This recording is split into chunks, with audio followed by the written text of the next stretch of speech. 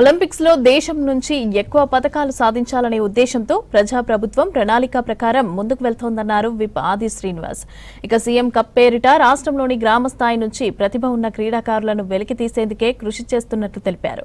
క్రీడాకారులను జాతీయ, అంతర్జాతీయ స్థాయి పోటీల్లో రాణించేలాగా ప్రోత్సాహం అందిస్తున్నట్లు చెప్పారు.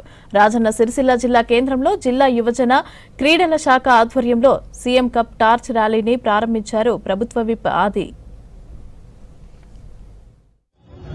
సిరిసిల్ల జిల్లా కేంద్రంలో గౌరవ కలెక్టర్ గరిమా అగర్వాల్ గారు, గౌరవ ఎస్పీ మహేష్ బి గీత గారు, సిరిసిల్ల స్పోర్ట్స్ అధికారి,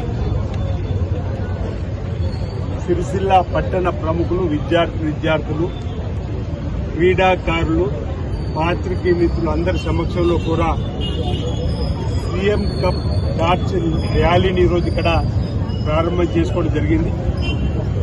ప్రభుత్వం యొక్క ఉద్దేశం క్రీడలకు ప్రోత్సాహాన్ని ఇవ్వాలని చెప్పినటువంటి ఆలోచనతోటి జిల్లా కేంద్రంతో పాటు అన్ని మండల కేంద్రాల్లో కూడా ఈ టార్చ్ ర్యాలీ ద్వారా క్రీడా లోకానికి చైతన్యానికి మార్గదర్శనంగా చేసేటువంటి కార్యక్రమంతో పాటు 17వ తేదీ నుంచి కూడా 22వ తేదీ వరకు అన్ని మండల కేంద్రాల్లో ఈ ప్రాంతంలో ఆడేటువంటి గ్రామీణ క్రీడలకు పోటీలను ఏర్పాటు చేసి government of Telangana sports authority ద్వారా వచ్చిన షెడ్యూల్ ప్రకారం ఈనాటి 17 జనవరి 2026 నుంచి సీఎం కప్ కి టార్చ్ ర్యాలీ ద్వారా